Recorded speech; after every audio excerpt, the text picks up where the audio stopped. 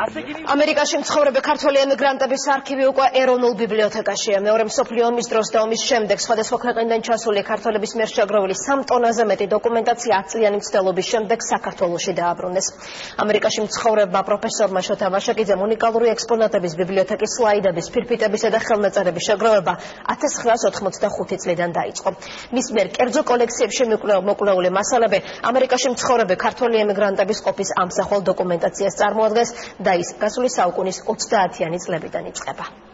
კითხვებიც კი არის შენახული ამ სათვისტომოს ასოციაციის, ესე იგი, მთელი გადასახადების. ემიგრაციის საწევრო გადასახადების კითხვები, რომელიც საცხოვრებელი ბინის შენახვაზე, კომუნალურ გადასახადებზე და 26 მაისის საზეიმო მიღების გასამართად იხარჯებოდა ერთ-ერთი უნიკალური დოკუმენტია, რომელიც ამერიკის შეერთებული შტატების ეგრეთ წოდებული პირველი და მეორე ტალღის ქართველი ემიგრანტების არქივიდან საქართველოში დაბრუნდა.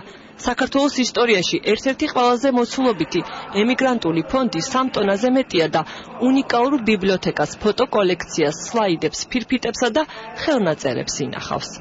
ჩვენი ბიბლიოთეკა ამით, აი ამ კოლექციით კიდევ ერთხელ მინდა ვთქვა, რომ შეივსო იმ ლიტერატურით, რომელიც იყო ჩვენი დეზიდერატა და ასევე იმ უნიკალური არქივით, რომელიც არის უმნიშვნელოვანესი ქართული ემიგრაციის კვლევისათვის. მთელი საუკუნის თუ შეიძლება ასე ითქვას, მეორე საუკუნის არქივია აქ თავმოყრილი არაერთი ადამიანის და არქივი მოიცავს არა მხოლოდ წიგნად ფონდს, ან თქვათ ხელნაწერებს, არამედ ვიზუალურ, აუდიოვიზუალურ მასალასაც. 1 დეკემბრი 1939 წელი, 1 დეკემბრი 1940 წელი.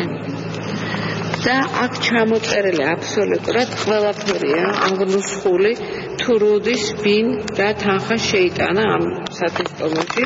1939-40 წლებით დათარიღებულ დოკუმენტებში იმ თაობის ქართველი ემიგრანტების გვარებიცაა შემორჩენილი.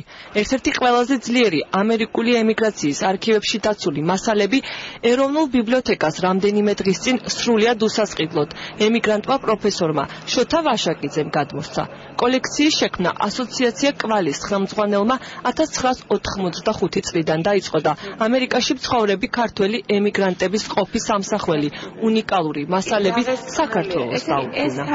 მე გადავწყვიტე, რომ ვიღაცას უნდა მიეხედა ამ საქმისთვის და იმის გამო რომ მოხუცებულები იყვნენ მეორე ტალღის ემიგრანტებიც, საჭირო იყო მათ მიერ დაგროვილი მასალების თავმოყრა და შემდეგ საქართველოში გადმოტანა, იმიტომ რომ პრაქტიკულად ამ მასალებზე საკმაოდ კარგად ეკითხება ქართული ერის ევოლუცია ამერიკის შეერთებულ შტატებში.